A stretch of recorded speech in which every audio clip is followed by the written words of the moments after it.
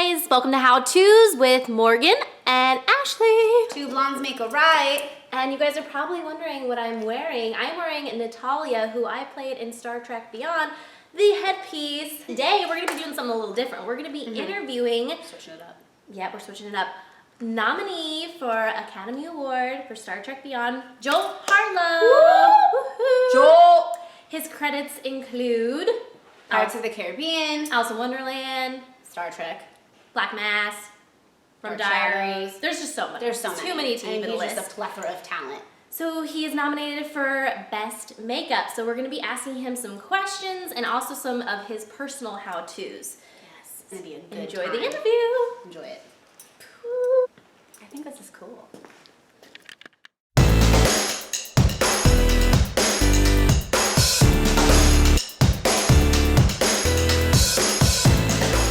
Hey guys, so we are here with Academy Award nominee Joel Harlow talking about Star Trek Beyond. Woo! And we have some questions for him and some how-tos as well. Hi everyone. Yes, thanks for being here Oh, with thank us. you for having me here in my shop. Thanks for letting us in your shop. Yes, where all the magic happens. Oh. So, Joel, how does it feel to be nominated for an Academy Award? I mean, it's overwhelming. This is my third nomination. And I feel very blessed with this one in particular because this film is so close to me. Star Trek has been very kind to me, and this time the amount of work and the crew that I had for this film really elevated the bar, I think, and the fact that it's the 50th anniversary, that in itself makes it special. But then to be recognized by my peers and by the Academy, it's overwhelming, and it's very humbling. Good answer. Good answer. Solid. You know what they say? Speak from the heart. I felt won't that. fail you. We definitely I felt that. Where were you and what were you doing when you found out that you were nominated? Yeah, I was on set. I mentioned this to Morgan as we were setting up here. I knew the nominations were coming out. They came out Pacific time at about 5:18. They started the nominations, so I knew roughly 5:25 they would get to make up. And I was on the East Coast, so I was Eastern time, and that's 8:25. So that time was approaching. I was in the makeup trailer filming Black Panther. And I decided to go to set to try to take my mind off it. Stopped looking at my phone, had it in my pocket, because in my experience in the past, what tends to happen if you are nominated, if you're lucky enough to make it to those three that ultimately go to the award show, your phone, your friends and your family start texting you. So your phone basically blows up, as you kids would say. Blow up. I kept it in my pocket, and I felt the buzz, and that could be deceptive. That could be one person calling, say, "Oh, I'm sorry, buddy, but I thought you should have been nominated, whatever," because that's happened. But then subsequent buzzes and texts were coming in, so I knew it probably looked good, and then I pulled out the phone and looked, and the first one said congratulations, and I was just floored. And I instantly went over to my friend Jeffrey Chernoff, who's the producer of Star Trek Beyond and one that got me on the series in the first place, and gave him a big hug and a thank you, and he was excited, we were excited, everybody was excited. And then of course ran back to the trailer, into the arms of my wife, your mom. You know her as mom. Yes, I'm familiar with her. Yeah, and actually it was a very romantic moment because I was so excited. I was bolting across the parking lot. She was like coming out of the trailer, bolting across. So it was like one of those where you're running, and then I just ran towards craft service as a joke. I wound up in each other's What a nice story. Don't cry. They're my favorite couple, guys. So there you go. I was on set. Awesome. Okay, so now because there were over 50 aliens in this movie. Would you say that this is what was your toughest film yet? That word toughest. Challenging? Challenging, I think, is a better word. Toughest could, it could mean anything. Right. It could be the conditions. It could be, lack of support by production. And in that sense, it was the easiest because production was so supportive of what we were doing. J.J. Abrams is a huge fan of practical makeup effects. So, and Brad Gray and Lee Rosenthal at Paramount couldn't have been more supportive. And of course, I said, I mentioned my friend Jeffrey and Lindsay Weber at Bad Robot. They were all very supportive of what we were trying to accomplish, which was deliver at least 50 aliens because it was the 50th anniversary of Star Trek. Challenging, yes, simply because typically if you were to approach a film like this, say I was going into something that I knew I was going to be building like 50 individual unique characters, I would delegate them into hero makeups, mid-ground makeups, background makeups, sort of A, B, and C categories. With Star Trek Beyond, because everybody in the shop was such a fan of the franchise, and such a fan of Star Trek, not just the movies, but the TV show going way back, everybody was, engrossed in the lore of Star Trek.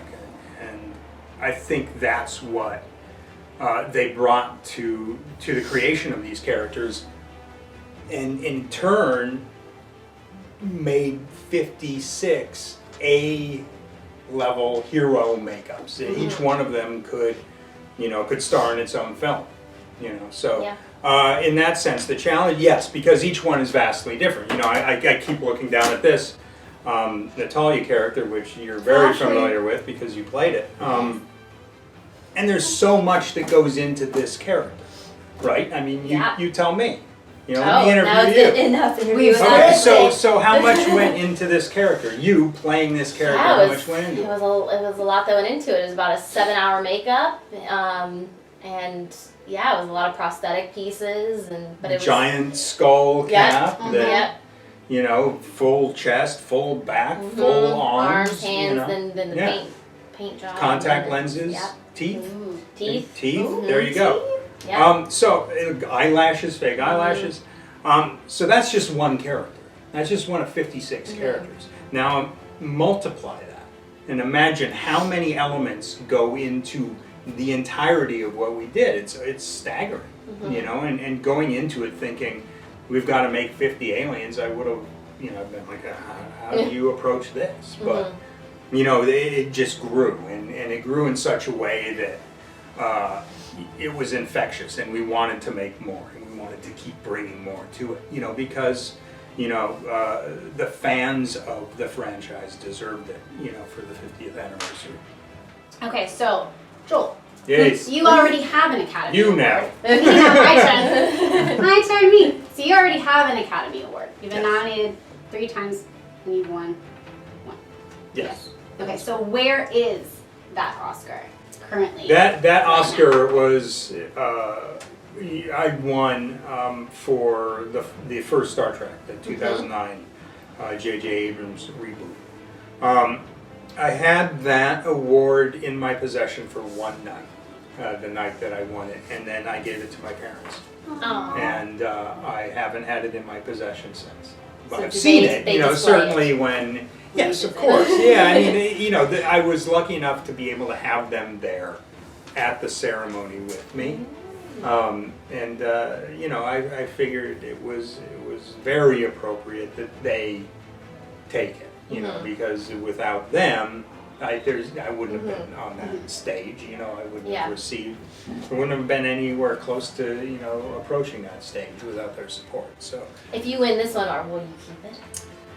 Well, this one is different, because this one, if and I don't want to say if I win, I want to say if we win this one, because this one represents the work of 60 people, giving it their all. You take any one of those people out of the equation and we would not be where we are now. So if we come away with a gold statue at the end of the ceremony, then what I will probably do is I'll take it to Atlanta with me because some of my crew is there working, and I'll share it with them. And my friend Jeffrey Chernoff, who is the producer that brought me into this in the first place, expressed a desire to keep it for a couple of months. So you know what? If he wants to keep it, then absolutely, there you go. Such You know, a because sharer. well, I mean, because Will we keep I'm it not. for a It's couple like days too? I'll take it. well, the thing is, I'm not winning it because of an achievement that I conquered myself. You know, I stood on the shoulders of giants to do this, and all credit goes to the crew because no man is an island. Well said, sir. Well Thank said. you. I like you more and more the more we talk. For real. For real. What is the best advice that you have ever received? Or given. The best advice that I ever received. Gosh, I mean, there's been so much advice over the years. Besides the advice that I've given you, which I know is really Which good. is, what was that? I just give you endless. Follow your heart. Oh, that's a good one. Yeah, no. I mean, seriously though, I'm sure, I don't know who gave me that advice, but I mean, that's great advice. Follow your heart.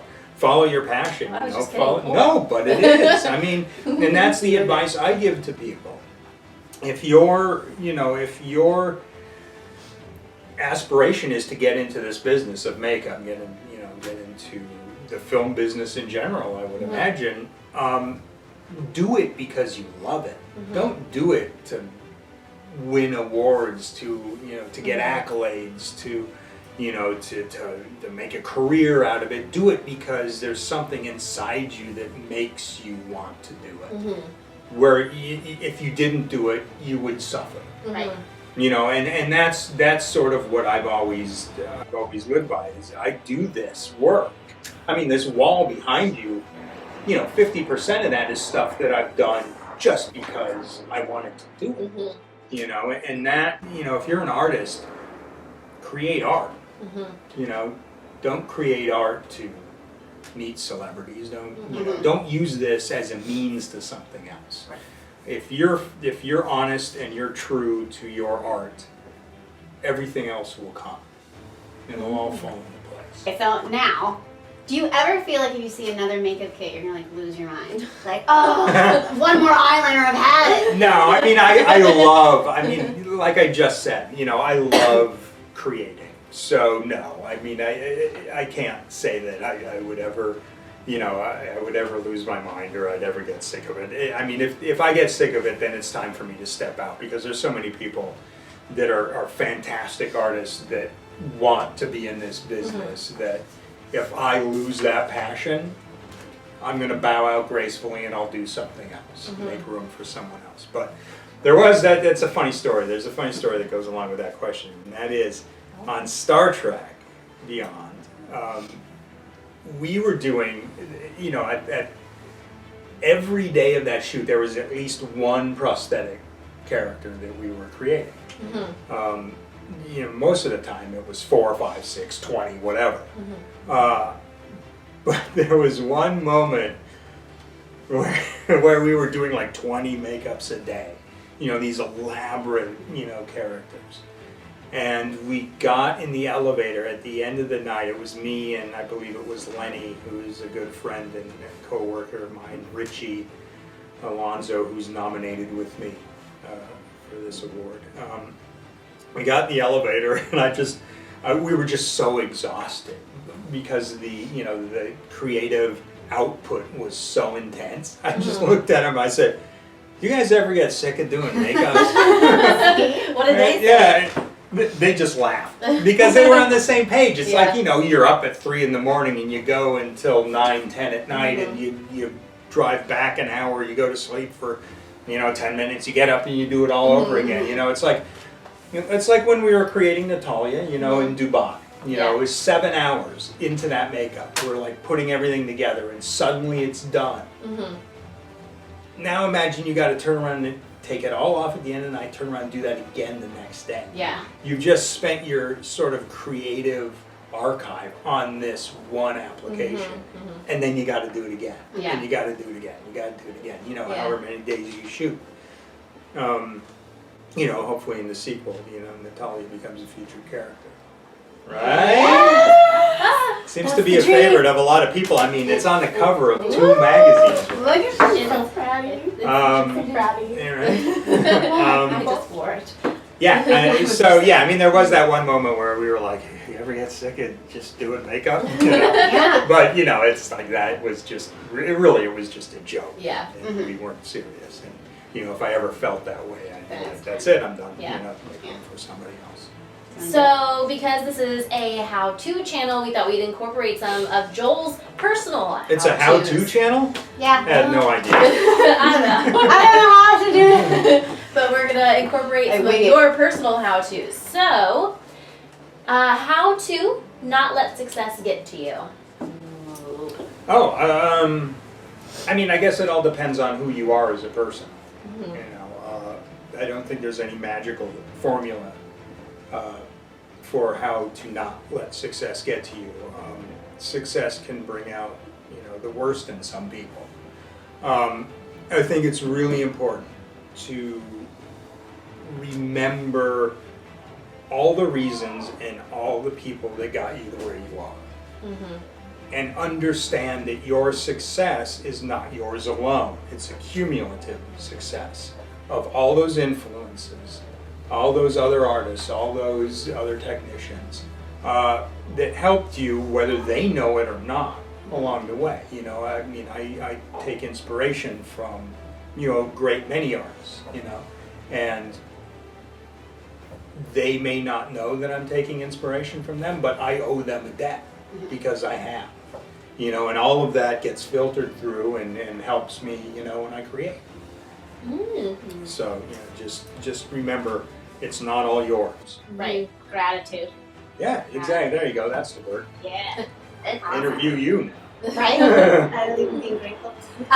Okay, so I've heard your team talk about you, and they say wonderful things about working with you, which is awesome to hear. So how do you, like, be a boss while remaining likable? Like, what's your take on it? Like, how do you do it? If I had to say it in one sentence, I would say give credit away. Credit is free, you know, and those that hoard the credit all to themselves are lying to themselves. You know, on this film, you know, I had, like I said, a crew of 60 people. You know, and they were all instrumental in what we accomplished together as a team. I don't consider them working for me. I consider myself working with them. You know, so when you say boss, I wouldn't call myself a boss. You know, I've said this before. It's like I would consider myself more like a conductor, right? And the conductor needs his orchestra. Because a conductor can conduct all he wants, but there's no music without his orchestra. And my crew is that orchestra. They are the musicians that bring their magic to whatever we're doing. That's a good way to put it. And I mean, you know, and they're all friends. You know, they're friends of mine. You know, if you're friends with your, you know, with your crew, you know, and you know, I've heard a lot of times. People say you can't be a friend and a boss, whatever, you know, but I think we're all professionals, you know, the people that I work with, we're all professionals. We know that when, you know, a finality decision needs to be made, I'm the guy that's got to make it because I have to answer up the ladder to production directors, whatever it is.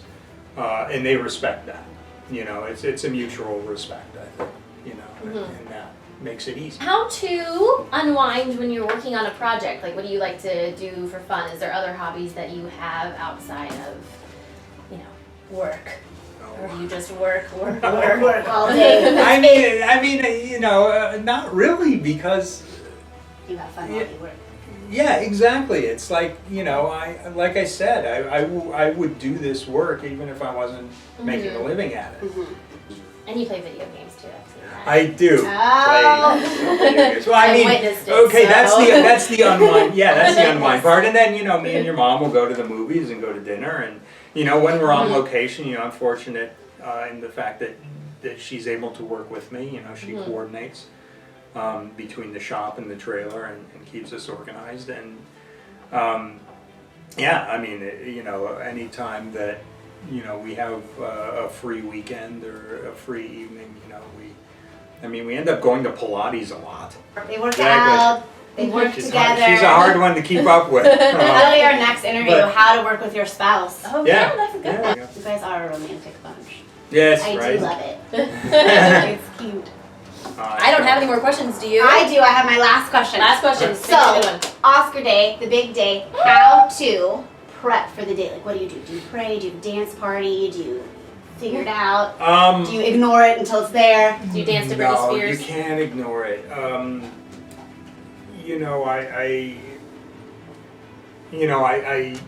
I know I have to write a speech in the event that we do win, for the sole reason of there are people that I need to thank, for being on that stage if that comes to pass.